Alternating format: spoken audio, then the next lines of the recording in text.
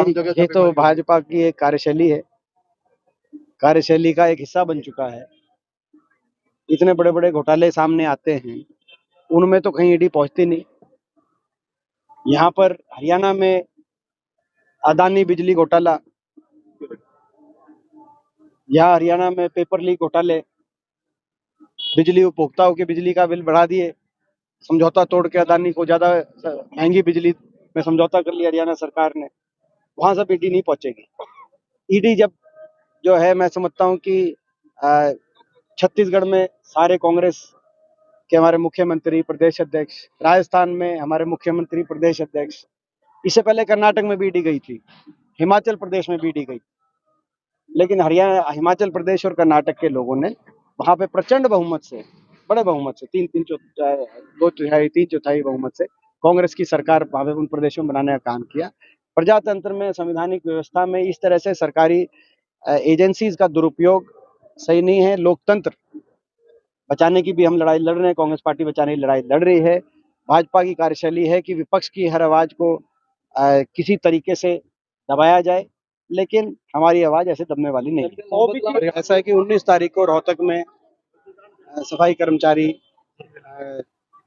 पूरे प्रदेश के मिलकर एक बड़ी वो कर रहे हैं, और उस दिन मैं समझता हूँ कि उनकी जितनी मांगे, उन मांगों को लेकर हुड्डा साहब के माध्यम से उन मांगों को लेकर सकारात्मक उन मांगों पे कांग्रेस पार्टी अपने मैनिफेस्टो में जुड़वाने के लिए उस दिन वो करेगी। आज झज्जर में भगवान वाल्मीकि जी, महर्षि वाल्मीकि जी की जयंती के उपलक्ष्य में जो सारी मांगे आई, और इनको हमने सकारात्मक आश्वासन दिया है। बाकी इस पे जो औपचारिक घोषणा है, वो 19 नवंबर को रोहतक में ITI ग्राउंड में एक बड़ी सफाई कर्मचारियों के देखिए, वो तो बीजेपी सरकार ने तो जो हमने नियम निकाला था, 10 साल का जो नियम था, क्योंकि नियम अनुसार होती है कार्रवाई, तो नियम हमारे समय निकला है, जो एक कानून बनाया था कि 10 साल जो कर्मचारी रहें उनको जो है पक्का किया जाए। बीजेपी सरकार ने तो उसको निरस्त करने का काम किया है, तो नहीं तो वो नियम ऐसा था, और नियम अनुसार ही मैं समझता हूँ इस पे कार्रवाई की जाती है, कानूनी कार्रवाई। और ये कानून दोबारा से इस तरह का नियम बनाकर कानूनी कार्रवाई के रूप में इसको लिया जाएगा, और दोबारा से प्रदेश में जैसे एक कलम से 12,500 सफाई कर्मचारियों की भर्ती की गई थी, दोबारा से प्रदेश के अंदर बड़ी संख्या में सफाई कर्मचारियों की सरकारी भर्ती की जाएगी, चाहे वो ग्रामीण अंचल में हो, चाहे वो शहर की व्यवस्था। प्रधानमंत्री अनिल विज और मुख्यमंत्री के बीच विवाद चल रहा है, विभागों को लेकर क्या?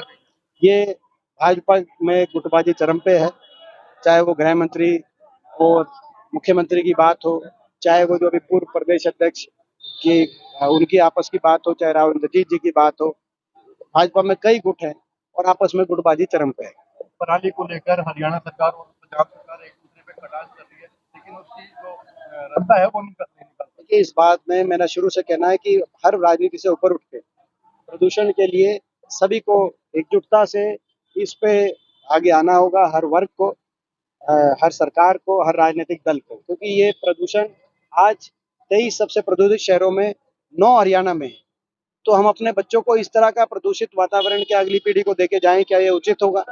ये किसी के लिए उचित नहीं है, और मैं मानता हूं कि राजनीति से बड़ा मुद्दा है, और इस पे पहल करें, सरकार पहल करे, कोई कमेटी बनाए, उसमें हम भी शामिल होने को तैयार हैं। विभिन्न सरकारों ने समय समय पे कुछ इसमें प्रयास भी किए हैं, मैं ये भी नहीं कहना चाहता, लेकिन आज वो प्रयास सार्थक नहीं साबित हुए, तभी 23 सबसे प्रदूषित शहरों में 9 हरियाणा के। तो इसमें अब एकजुटता के साथ एक मिशन मोड में लिया जाए इस इशू को, मैं बार बार सरकार से मांग करता हूं।